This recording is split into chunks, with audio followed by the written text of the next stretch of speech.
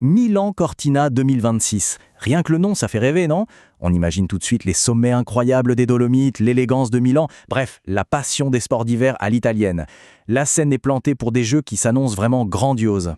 Mais voilà, derrière cette image de carte postale, la réalité est un peu plus compliquée. Le compte à rebours, c'est aussi celui de vraies controverses qui commencent à faire pas mal de bruit.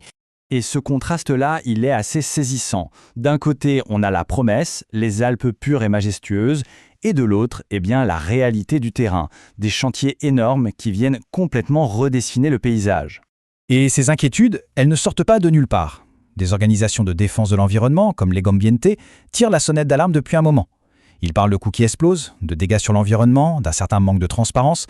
Bref, on se demande si ces grands événements sont vraiment durables, et surtout, s'ils sont vraiment ouverts à tout le monde. Allez, au milieu de tous ces débats, il y a quand même de la place pour la nouveauté et un peu d'enthousiasme, notamment avec l'arrivée d'un tout nouveau sport sur la scène olympique. Et oui, c'est officiel, le ski alpinisme fait son entrée aux Jeux. C'est un ajout vraiment passionnant. C'est un sport hyper exigeant qui mélange l'endurance pure du ski de fond avec la technique de l'alpinisme. Et tout ça, ça va se passer sur les pentes spectaculaires de Bormio. Forcément, qui dit nouveau sport, dit nouveau défi. Comment on fait pour assurer une représentation mondiale pour une discipline qui, par nature, n'est pas vraiment pratiquée partout sur le globe?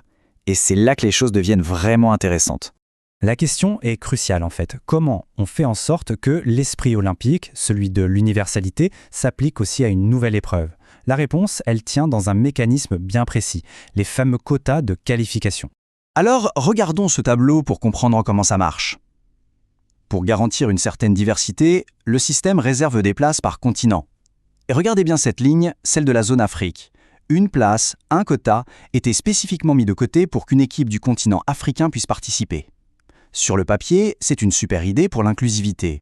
Et pourtant, le nombre final de nations africaines qui ont réussi à décrocher cette place est de 0. Et c'est ici que notre analyse commence vraiment. Comment est-ce possible qu'une place garantie reste vide? On va essayer de démêler ensemble ce petit mystère de la ligne de départ inoccupée.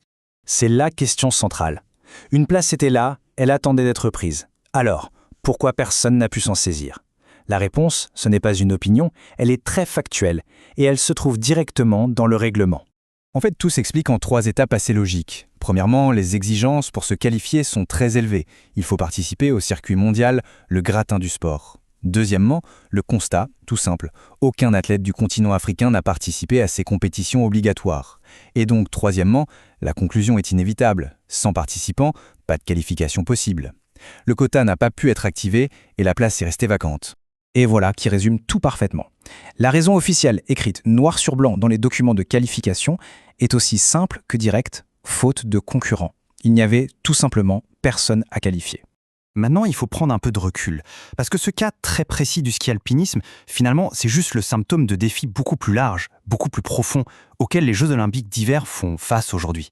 D'un côté, on a le rêve olympique, l'unité, la compétition juste, la participation pour tous, et de l'autre, la réalité du terrain. Les sports d'hiver, ça dépend de la géographie, du climat, et ça coûte une fortune à pratiquer à haut niveau. Donc cette histoire de quotas non remplis, c'est bien plus qu'une simple anecdote. C'est le symptôme parfait de cette fracture entre l'idéal olympique et les barrières bien réelles de la géographie et de l'argent. Et tout ça, ça nous amène à une dernière réflexion. Dans un monde où le climat change, où la neige se fait plus rare, et où les coûts pour organiser et participer ne cessent d'augmenter, on est en droit de se poser la question, au fond, pour qui est fait l'avenir des sports d'hiver? C'est une question ouverte, mais la réponse déterminera sans doute l'âme des prochaines Olympiades.